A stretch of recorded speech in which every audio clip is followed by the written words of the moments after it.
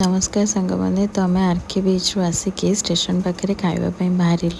आठिकार खाଇବା देखापी जी सुंदर से खराब आपरे आमर स्टेशन आसी जाइला रात 11:30 आम ये बसी चलू आम एग्जाम सेंटर को आम एग्जाम सेंटर हूँ तेनाली एटी आमर सब पिला ओह्लैवाई रेडी हो जाइए आम तेनालीर ये होटेल स्टे करूँ आपण मैंने जब पाखापाखि एरिया अच्छा कमेंट करेंगे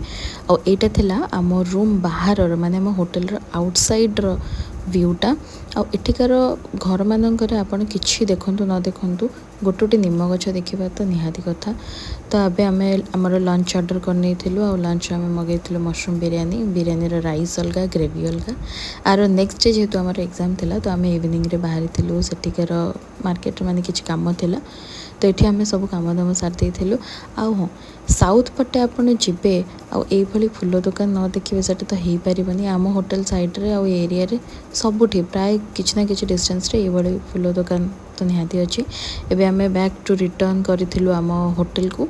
होटेल रे आसे सारिकी जेहेतु काले मोर एग्जाम थिला आम मैंने पढ़िया तो बसी जाइचु किंतु टीवीटा ऑन करिकी